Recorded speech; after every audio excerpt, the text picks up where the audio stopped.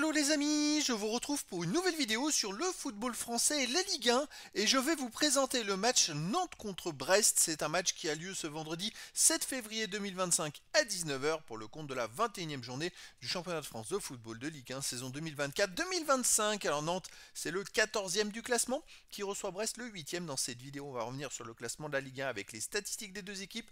On verra également les meilleurs buteurs et passeurs de Ligue 1 ainsi que pour ces deux équipes en Ligue 1, puis on enchaînera par tous les résultats et stats de tous les matchs joués, toutes compétitions confondues depuis le début de la saison par Nantes et Brest, et on terminera par les compositions d'équipes et tactiques éventuelles, ce qui nous permettra d'avoir une idée et une tendance à cette rencontre. Alors pour ceux qui souhaitent voir ce match à la télé, sachez que vous pouvez le voir sur DAZN.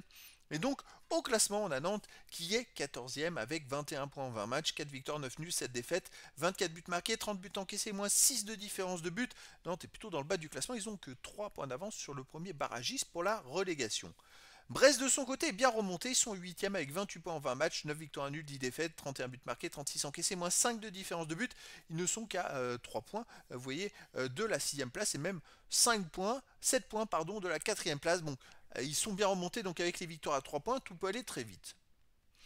Au niveau des meilleurs marqueurs, pour Nantes, il y a Ablain avec 6 buts, ensuite Dadi Simon 5, Mohamed 3, Guirassy et Augusto 2 buts. Et pour Brest, Ayork en est à 8 buts, Del Castillo 5, Sima et Camara 3, Baldé 2 buts. Pour les meilleurs passeurs pour Nantes, le deuxième meilleur passeur décisif de Ligue 1, Dadi Simon qui en est à 6 passes décisives également. Chirivella, Augusto, Kadewere et Thomas 2 et Ablain 1. Et puis pour Brest, il y a Del Castillo avec 3 passes décisives, Camara, Fèvre, Pereira Lage et Sima avec 2 passes.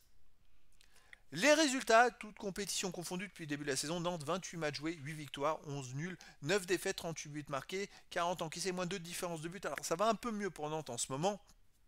Ils perdent un peu moins. C'est vrai que par contre, ils ont fait beaucoup de matchs nuls. Là, ils viennent de gagner à Reims 2-1. Ça leur fait une bouffée d'oxygène. Avant, ils avaient enchaîné 5 matchs sans victoire, mais dont 4 matchs nuls. Il va falloir voir s'ils sont capables de gagner les matchs. C'est ça qui peut faire la différence en termes de points. Brest de son côté, 37 matchs joués cette saison, donc 9 de plus que Nantes, 17 victoires, 4 nuls, 16 défaites, 51 buts marqués, 55 encaissés, moins 4 de différence de but. Ils ont joué en plus cette semaine en Coupe de France à 3 et ils sont allés gagner mardi 2 buts à 1 à l'extérieur à 3. Ils se sont qualifiés pour les quarts de finale. Ils jouent donc la Ligue des Champions.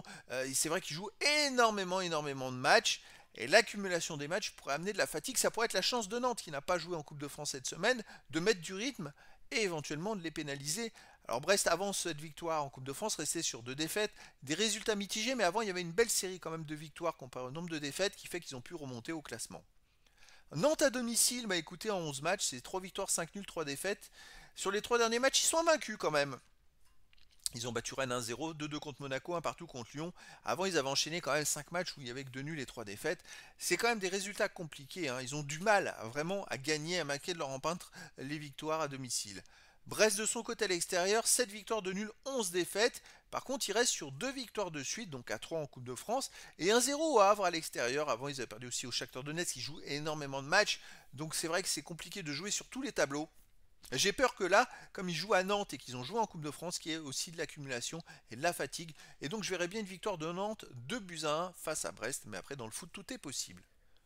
Au niveau des compositions d'équipe et tactiques pour Nantes, on aurait du 4-3-1-2 et gardien Lopez, défense Amiens, So, Castelletto, Cosa, milieu de terrain, Leroux, Chirivella, le Penant, attaquant, Guirassy, Ablain et Simon.